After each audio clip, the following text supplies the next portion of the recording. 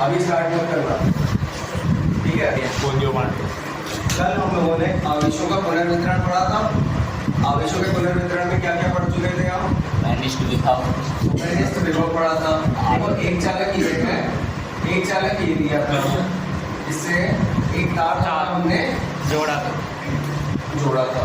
तार द्वारा जोड़ दिया था। इस पर Q1 आवेश था और इस पर कितना आवेश था? इस पर V1 विभव था और इस पर विभव कितना था? अब V1 जो था वो V2 से बड़ा था। V1 जो था वो V2 से कैसा था? बड़ा था। तो ये कारण था जिस कारण आवेश जो था, इसे कुछ नाम दिया था हमने, चालक A से B की ओर आवेश गति करने लगा, ठीक है। और कब तक गति करता रहा? जब तक विभव समान जब तक कि दोनों पर विभव समान नहीं हो गए। इस समान विभव को क्या कहा गया? ओवेनिस्ट विभव। जो विभव दोनों पर समान था उसे क्या कहा गया? ओवेनिस्ट विभव। इधर देखो, इधर से दिख नहीं रहा। ओवेनिस्ट विभव कहा गया और ये विभव हम निकाल चुके थे। ओवेनिस्ट विभव हम निकाल चुके थे। अब स्थानांतरित आवेश निकाल लिया था हमने, ओवेनिस्ट विभव निकाल लिया था। जो इससे इस पर आवेश गया डेल्टा Q, उसकी मात्रा भी निकाल चुके थे। अब क्या होता है, देखो जब आवेश, ये चीजें हम मिटा देते हैं, अब आगे समझते हैं, ठीक है। अब हमें क्या पढ़ना है, आज का जो टॉपिक है ऊर्जा का आवेशों के पुनर्वितरण में ऊर्जा का ह्रास। तो पहला हमारा जो पॉइंट है यहाँ पे, आवेशों के पुनर्वितरण में ऊर्जा ह्रास होता है या नहीं होता है? ऊर्जा ह्रास मीन्स समझते हो सब लोग? हानि, ऊर्जा की हानि, है ना। तो पहला पॉइंट हमारा यह है कि ऊर्जा ह्रास होता है या नहीं होता है। अब देखो यहाँ पे पहले कितना आवेश था? Q1 में से कुछ आवेश यहाँ पे पहुंच गया, मान लो थोड़ा सा डेल्टा Q, छोटा सा आवेश पहुंच गया, मान लो dQ। अब जो आवेश यहाँ जा रहा है वो एक बार में पूरा आवेश नहीं जाता है, छोटे छोटे टुकड़ों के रूप में जाता है। मान लो डेल्टा Q आवेश भेजा था तुमने, डेल्टा Q के छोटे छोटे हिस्से कर लिए हमने, delta Q1, delta Q2, delta Q3, इसी तरीके से डेल्टा Qn हिस्से करें, सही है। तो पहले कौन सा हिस्सा पहुंच गया इसमें? डेल्टा Q1, एक हिस्सा पहुंच गया। अब कौन सा हिस्सा भेजेंगे इसके बाद? फिर इस तरीके से डेल्टा Qn तक जब भेज देंगे पूरा आवेश इसके पास, तो हमारा प्रोसेस जो था वो कंप्लीट हो जाएगा। जो स्थानांतरित आवेश था वो पूरा पहुंच गया। तो जब हमने भेजा तब इसके पास कोई एक्स्ट्रा आवेश नहीं था। अब डेल्टा Q1 जब पहुंच गया यहाँ पे, तो जब डेल्टा Q2 इसके बाद जा रहा होगा इसके पास, तो क्योंकि ये भी धनावेश है, ये भी धनावेश है, तो ये इसे आने देगा क्या अपने पास?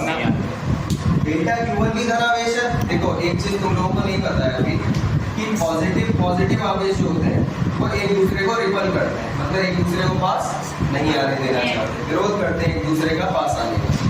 और पॉजिटिव नेगेटिव आवेश जो होंगे वो एक दूसरे की ओर आकर्षित होते हैं, मतलब एक दूसरे की ओर आना चाहते हैं, एक दूसरे के करीब आना चाहते हैं, सही है जी। तो अभी क्या है, जो डेल्टा Q1 आवेश यहाँ पहुंच गया वो भी धनावेश है, इसका एक हिस्सा पहुंच गया। जो डेल्टा Q यहाँ जाना था, इससे हमें भेजना है डेल्टा Q आवेश, उसका छोटा सा हिस्सा पहुंच चुका है डेल्टा Q1, तो वो आगे आने वाले दूसरे हिस्से का विरोध करेगा।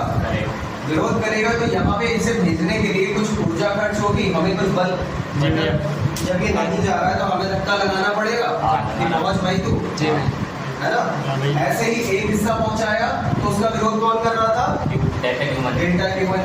अब डेल्टा Q1 और Q2 दोनों पहुंच गए इसके अंदर, तो डेल्टा Q3 जो तीसरा वाला हिस्सा आ रहा होगा, पहले तो सब आ रहे थे, पहले तो तीनों इधर ही चल रहे थे, लेकिन अब जो दो हिस्से पहुंच गए वो अंदर पहुंच गए, वो आगे आने वाले डेल्टा Q3 का विरोध करेंगे। तो इसका मतलब क्या है, आवेश को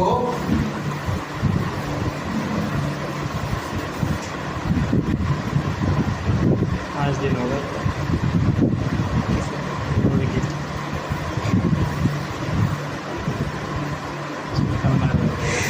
आवेश को डेल्टा Q आवेश को जब A से B तक भेजा जाता है, A से B तक भेजा जाता है, तो इसमें क्या होता है, हमें कुछ कार्य करना पड़ता है, क्योंकि जो आवेश पहले से पहुंच जाता है वो आगे आने वाले आवेश का विरोध करता है, आने नहीं देना चाहता है, तो हमें कुछ कार्य करना पड़ता है। तो ये कार्य हम नहीं करते, ये कार्य खुद चालक करते हैं। तो इससे क्या होता है, जब चालक कर रहे हैं कुछ कार्य, तो कुछ कार्य करने का मतलब क्या है, उनकी ऊर्जा खर्च होगी, है ना। जब हम कोई काम करते हैं तो हमारी ऊर्जा खर्च होती है, हम थकते हैं। जब चालक कोई कार्य कर रहे हैं तो उनकी ऊर्जा में कमी हो जाती है। यही जो ऊर्जा हास होता है, इसे क्या कहा जाता है, आवेशों के पुनर्वितरण में ऊर्जा का हास। देखो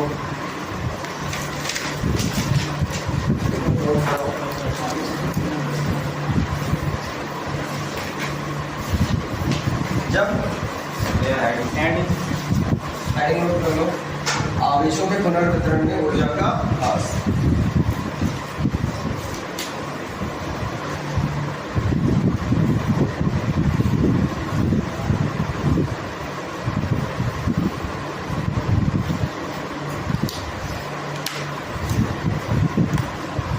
जब आवेश ऊंचे विभव वाले चालक ए से, जब आवेश ऊंचे विभव वाले चालक कैपिटल ए से नीचे विभव वाले चालक कैपिटल बी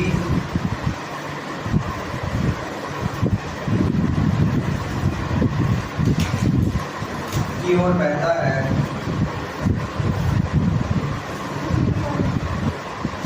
जब चालक ऊंचे विभव वाले जब आवेश ऊंचे विभव वाले चालक कैपिटल ए से, जब आवेश ऊंचे विभव वाले चालक कैपिटल ए से नीचे विभव, जब चालक, जो मैं बोल रहा हूँ ऊंचे विभव वाले, जब आवेश ऊंचे विभव वाले चालक कैपिटल ए से नीचे विभव वाले चालक कैपिटल बी की ओर बहता है,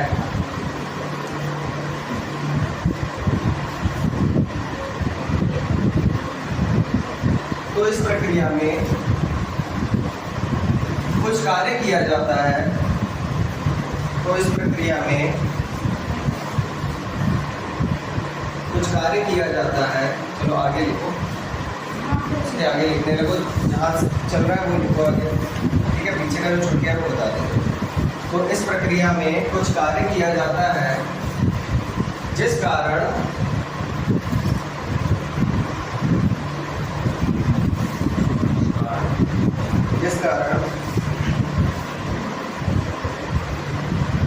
चालकों की कुल स्थितिज ऊर्जा में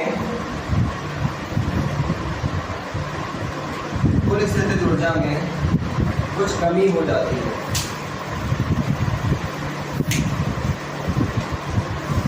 ठीक है, अब देखो चालकों को जोड़ने से पहले जब जोड़ा नहीं गया है तब पहले चालक की वैद्युत स्थितिज ऊर्जा कितनी थी, फॉर्मूला डिराइव कराया था लास्ट, ठीक है। क्या होती है स्थितिज ऊर्जा का फॉर्मूला डिराइव कराया था, हाफ सीरीज का, हाफ सीवी, ठीक है। क्या होता है स्थितिज ऊर्जा का formula, half CV square, half CV square. यहाँ सी क्या होता है, धारिता, और बी क्या होता है, चालक को मिला विभव, है ना। तो जब जोड़ा नहीं गया है तब ए और बी की अगर हम बात करें, तो ए की धारिता जो थी वो कितनी थी, C1, और विभव कितना था इसमें, V1। यानी कि जो इसकी स्थितिज ऊर्जा होगी वो क्या हो जाएगी, हाफ C1 V1 स्क्वायर। इसी तरीके से दूसरे चालक की स्थितिज ऊर्जा half C2 square equal to क्या होगी, C2 V2 square, half C2 V2 square, क्योंकि इसकी जो धारिता थी वो C2 थी और विभव कितना था इसमें, V2। ठीक है,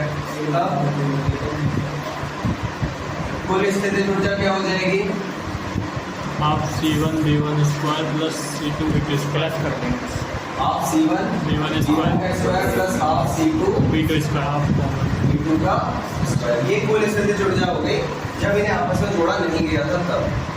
अब जोड़ने के बाद कमी आई होगी स्थिति ऊर्जा में, ये बात हमें पता है, लेकिन जोड़ने के बाद स्थिति ऊर्जा होगी क्या ये निकालना है।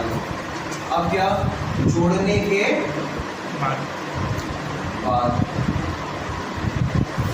जोड़ने के बाद जो होगी वो संयुक्त चालक हो जाएगा, दोनों को मिला के एक कर दिया गया। संयुक्त चालक की धारिता, पूरे जब दोनों को मिला दिया गया तो धारिता कितनी हो गई?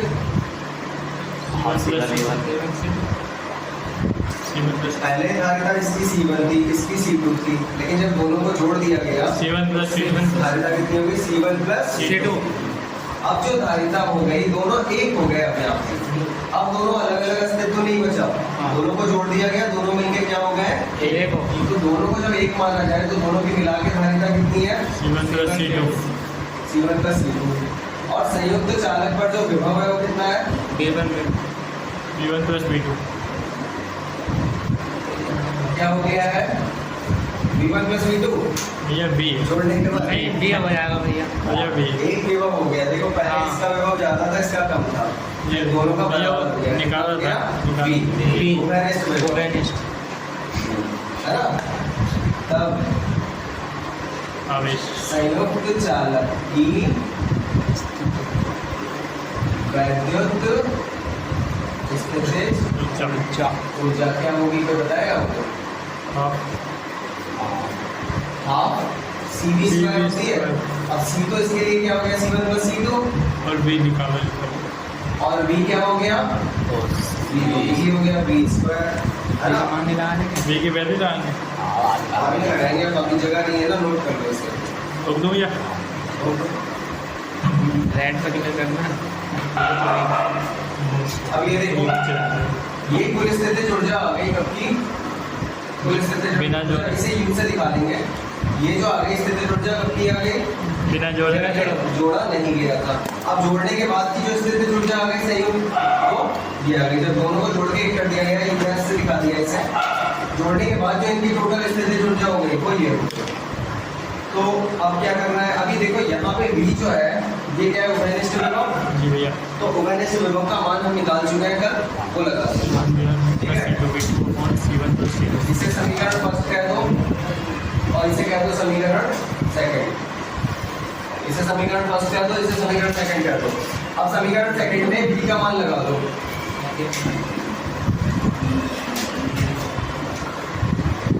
ठीक है, समीकरण सेकंड में ओवेनिस्ट विभव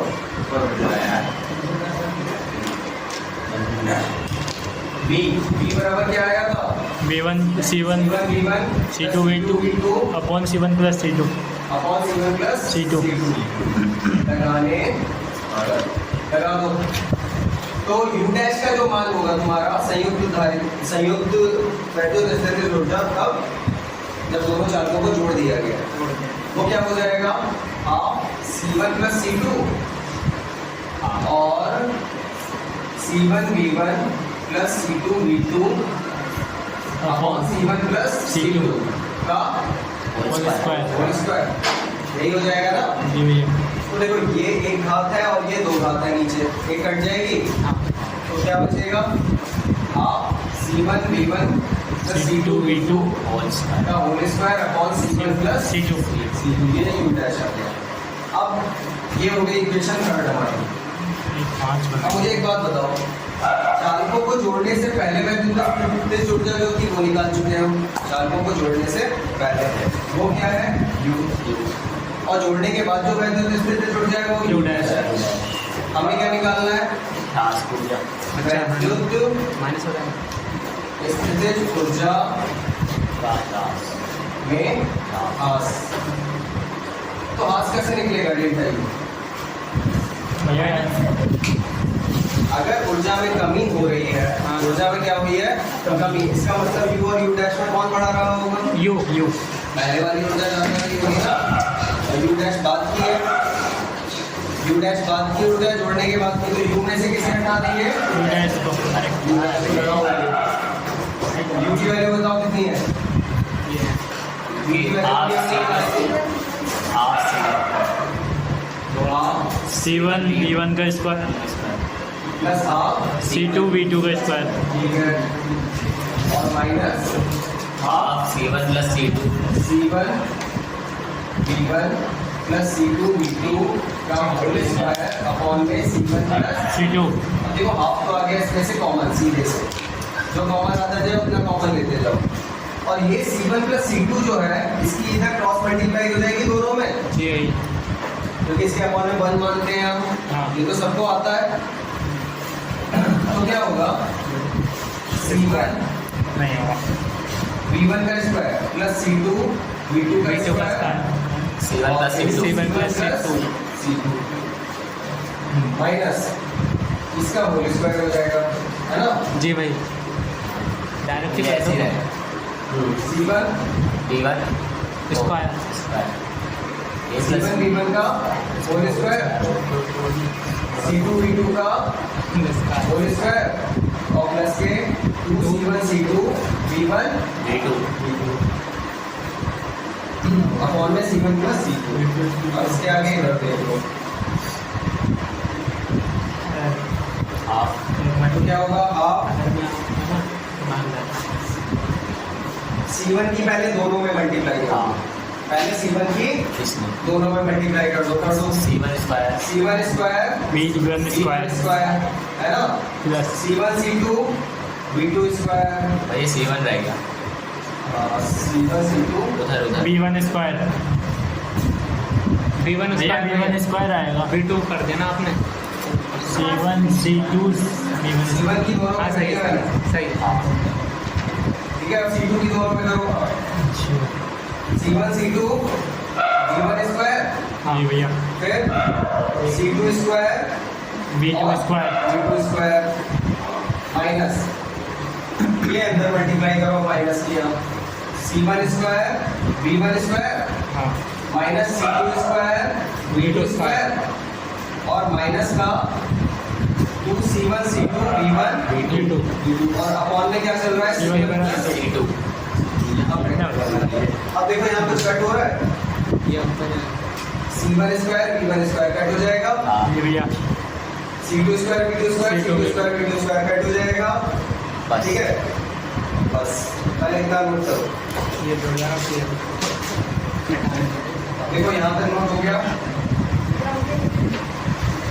ये बता दे रहे हैं आगे सॉल्व करने के लिए। अब देखो यहाँ डेल्टा यू से दिखा सकते हैं वैसे ऊर्जा में जो कमी है ये डेल्टा यू। तो डेल्टा यू जो है यहाँ पे वो हम देखें हाफ तो पहले था हमारा, इधर देख लो हाफ पहले से बाहर था, यहाँ C1 C2 C1 C2 C1 C2 सभी में कॉमन है ये हाँ सब जगह पे है ना। जी, C1 C2 को क्या कर सकते हैं हम कॉमन ले लें बाहर ले लेंगे। ठीक है अंदर क्या बचेगा फिर V1 V2 स्क्वायर इसमें दिखाई नहीं देंगे V2 square V1 square V1 B2 V1 B2 2V1 B2 और अपॉन में C1 प्लस C2 तो डेल्टा U बराबर क्या हो गया हाफ C1 C2। अब देखो V1 माइनस V2 का होल स्क्वायर जी भैया लिख सकते हैं है ना। C1 C2 ये फॉर्मूला होता है A माइनस B का whole square A square plus B square minus ये फॉर्मूला याद है तुम लोगों को भी सबको नहीं याद है? यहाँ लिख के दिखा रहा हूँ A माइनस B का होल स्क्वायर जो होता है वो होता है A स्क्वायर। कोई बात नहीं याद नहीं है तो कोई बात नहीं, उसमें कोई दिक्कत नहीं है, हर किसी को कभी ना कभी याद नहीं होता।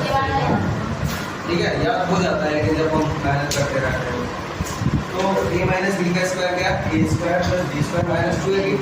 वैसे यहाँ जो बन रहा है V1 square plus V2 square, यहाँ हमने V1 को पहले दिखा दिया है लेकिन इससे कोई भी फर्क नहीं पड़ता क्योंकि जब स्क्वायर किया जाता है तो माइनस भी प्लस हो जाता है ना। अब 10 माइनस 20 करो, 10 में से 20 घटाओ माइनस का 10 आएगा, लेकिन जब उसमें स्क्वायर करोगे तो वो प्लस का आएगा। प्लस का 100 आ जाएगा। तो इसका मतलब क्या ऐसे ही फॉर्मूला होता है V1 square plus V2 square minus 2V1 V2। ये क्या बन गया V1 माइनस V2 का होल स्क्वायर और अपॉन में क्या है C1 प्लस C2 ये आ गया ऊर्जा हास का स्थितिज ऊर्जा हास का फॉर्मूला है। अब अच्छा इसमें एक चीज देखो, हमेशा कमी ही क्यों होती है? कैसे कह सकते हैं कि हमेशा ही कमी होती है ऊर्जा में? C1 C2 धारिताएं हमेशा प्लस की होंगी। अगर ये मान डेल्टा U हमेशा प्लस का है, इसका मतलब क्या? जो पहले वाली ऊर्जा है U, वो U डैश से हमेशा बड़ी है, जी भैया। मतलब हमेशा बनी हुई है।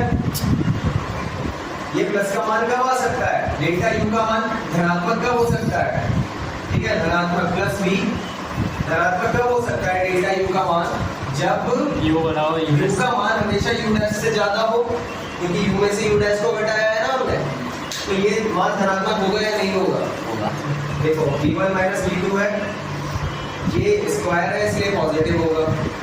C1 C2 पॉजिटिव होते हैं तो पूरा मान हमेशा क्या रहेगा? पॉजिटिव। चाहे V1 बढ़ाओ चाहे V2 बढ़ाओ, ये भी पॉजिटिव ही रहना है। हाँ। तो इसका मतलब क्या? ये मान हमेशा पॉजिटिव होने का मतलब क्या है? ऊर्जा में हमेशा क्या होती है? हाँ। यानी कि दो चालकों को जब भी जोड़ा जाएगा तो ऊर्जा में क्या होगी? कमी।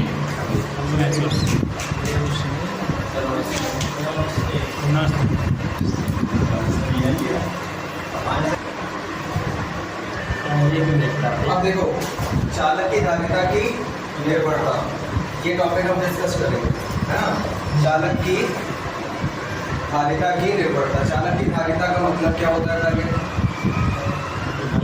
कितना आवेश अपने ऊपर, किसी चालक की धारिता का मतलब क्या होता है? आवेश संग्रह करने की क्षमता की माप। चालक की धारिता का मतलब होता है, आप बताओ, सही बता रहे हो? आवेश संग्रह करने की क्षमता। अपने ऊपर संग्रह करने की क्षमता की माप। तो चालक की जो धारिता होती है वो आवेश Q को अपने ऊपर कितना इकट्ठा कर सकता है, इसकी क्षमता होती है। जितना ज्यादा आवेश अपने ऊपर एकत्र कर सकता है। ठीक है, तो ये किस चीजों पर निर्भर करेगा? ये तीन चीजों पर निर्भर करता है बेसिकली, वो एक एक करके मैं तुम लोगों को बता रहा हूँ। तीन चीजों पर निर्भर करता है। एक तो देखो चालक का आकार होगा ऑब्वियसली, है ना? आकार पे तो निर्भर करेगा, ये पहले से ज्यादा जितना बड़ा चालक उतना ज्यादा आवेश ले सकेगा अपने ऊपर। देखो पहला है, देखो चालक की धारिता, चालक की धारिता हेडिंग है ये भैया।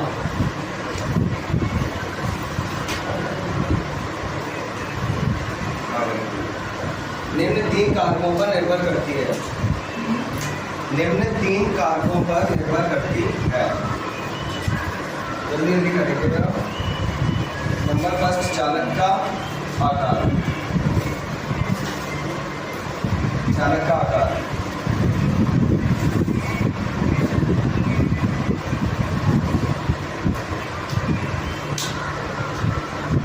स्पीड कम हो जाएगी बेटे, तो दोस्तों एक ही लेना। देखो किसी चालक की वैद्युत धारिता, फर्स्ट हेडिंग था चालक का आकार, फर्स्ट हेडिंग को चालक का आकार। इसे चालक। इसके अंदर लिखो किसी चालक की वैद्युत धारिता, किसी चालक की वैद्युत धारिता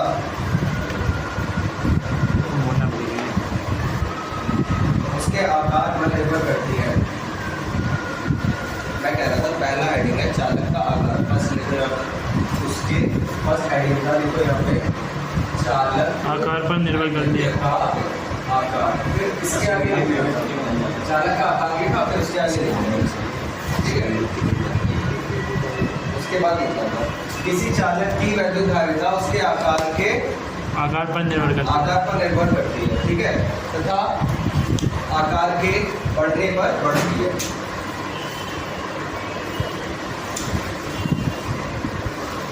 तथा आकार के बढ़ने पर बढ़ती है। अर्थात एक त्रिज्या वाले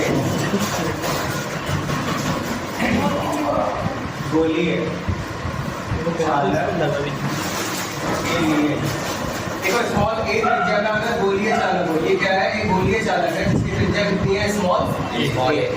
तो धारिता जो होगी इसकी, चालक की धारिता, गोलीय चालक की धारिता जो होगी वो किस पे निर्भर करेगी? इसी त्रिज्या के होगी प्रोपोर्शनल। इसका मतलब क्या है? जैसे जैसे त्रिज्या बढ़ाओगे इसका आकार भी बड़ा होगा, और आकार बड़ा होगा, धारिता बढ़ेगी। धारिता बढ़ेगी। चलो फटाफट नोट कर लो इसे जल्दी से। ये क्या बोला था ये त्रिज्या जल्दी से ये त्रिज्या पता क्यों नहीं है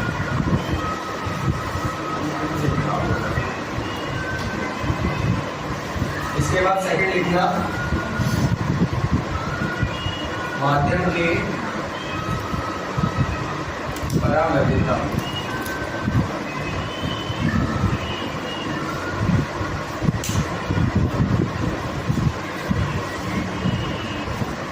माध्यम के परावैद्यता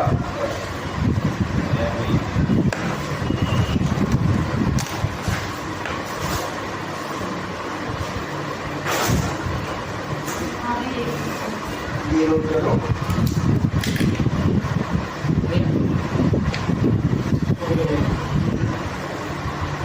ये जो मैंने लिखा है डायग्राम, हाँ डायग्राम भी बना लो। कोई इतना बड़ा डायग्राम थोड़ी है।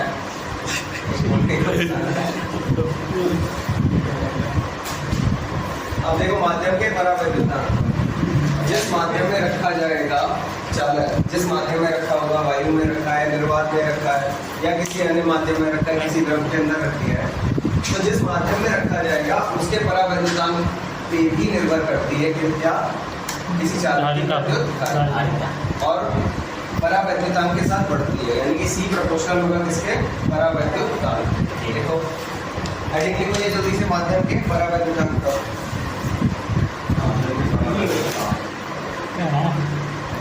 तो अपना करना अरे वाह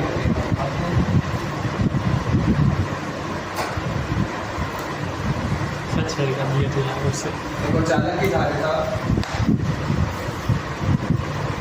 माध्यम के परावैद्युता के अनुक्रमानुपाती होती है, यानी कि C प्रोपोर्शनल टू K। चलिए लिख लो, अर्थात C प्रोपोर्शनल टू माध्यम के परावैद्युता के अनुक्रमानुपाती होती है।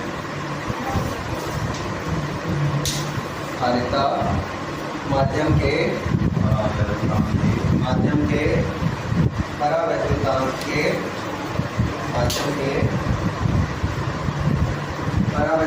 के अनुक्रमानुपाती होती है।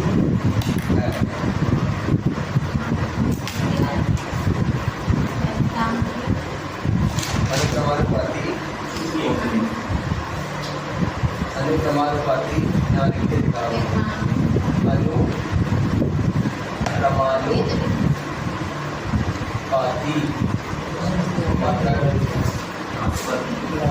अनुक्रमानुपाती मात्रा अनुक्रमानुपाती का मतलब ये होता है जैसे जैसे A बढ़ेगा वैसे वैसे C भी बढ़ता है। ठीक है। और धारिता क्या होती है? धारिता आवेश को अपने ऊपर इकट्ठा करने की क्षमता। ये C प्रोपोर्शनल टू K, ये प्रोपोर्शनलिटी साइन होता है।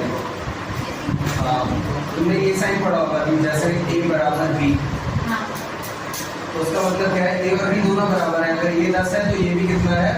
10। अब ये साइन मैं तुम्हें एक दिखा रहा हूँ बना के, A proportional to B, A proportional to B। ठीक है। इसका मतलब क्या कि A बढ़ेगा तो B भी बढ़ेगा। जैसे मान लो एक बच्चा 10 वर्ष का है, ये ईयर यहाँ साल रख दी है हमने, ठीक है, और यहाँ पे रख दी उसकी लंबाई। ठीक है, अभी उसकी लंबाई है 4 फीट या 3 फीट है, मान लो कितनी, 10 मिनट लंबा पूछिए। तो ईयर आयु और लंबाई एक दूसरे पे निर्भर करते। जैसे जैसे आयु बढ़ती है लंबाई बढ़ती है क्या? एक निश्चित समय तक तो बढ़ती है। तो जैसे जैसे उसकी साल बढ़ेंगे, उम्र बढ़ेगी, वैसे वैसे क्या बढ़ेगी? तो ऐसे संबंध को दिखाया जाता है। हाइट दोनों बराबर नहीं है। ये 10 साल है, ये 3 फीट है, या समझ लो, बात मत करो, ये 10 साल है और ये 3 फीट है, दोनों बराबर तो नहीं है आपस में, लेकिन जैसे जैसे ये बढ़ेगा वैसे वैसे ये बढ़ेगा, है ना। तो ऐसे संबंध को किससे दिखाते हैं? प्रोपोर्शनल। किस तरीके से? ये एक चिन्ह बना होता है, इसे बोलते हैं अनुक्रमानुपाती। तो क्या होता है अनुक्रमानुपाती इसका मतलब एक बढ़ेगा तो दूसरा भी बढ़ेगा। तो यहाँ C प्रोपोर्शनल टू K दिखाया है, इसका मतलब K बढ़ेगा तो C भी साथ में बढ़ेगा। विद के अनुपात में प्रॉपर्टी में हम दिखते हैं। ये जैसे ही ये बढ़ेगा तो वो घटेगा। थर्ड पॉइंट एक और पॉइंट लिख लो।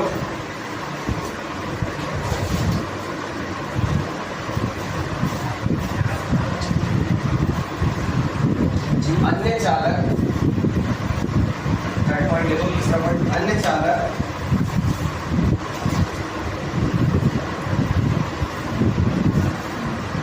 आवेशित चालक के पास लाने पर, अन्य चालक आवेशित चालक के पास लाने पर, अन्य चालक आवेशित चालक के पास लाने पर उसकी धारिता बढ़ जाती है।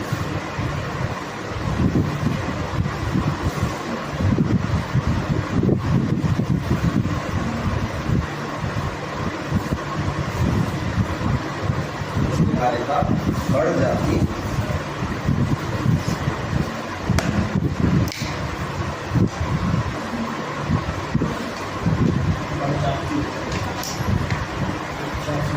ठीक है, तो आज के लिए इतना ही काफी है।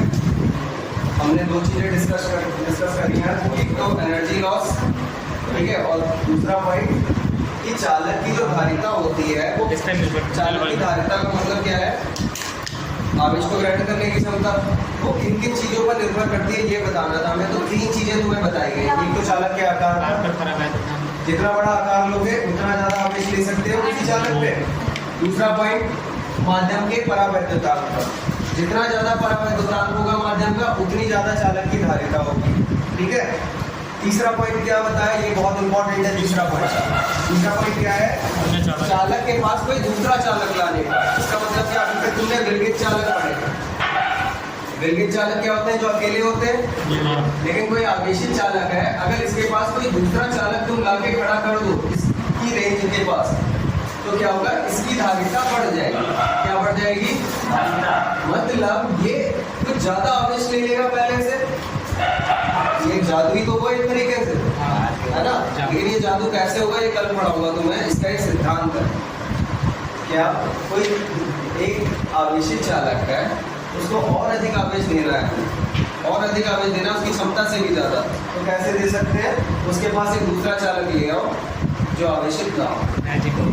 ठीक है, कैसे होगा ये एक साइंस है इसका, वो कल डिस्कस करेंगे।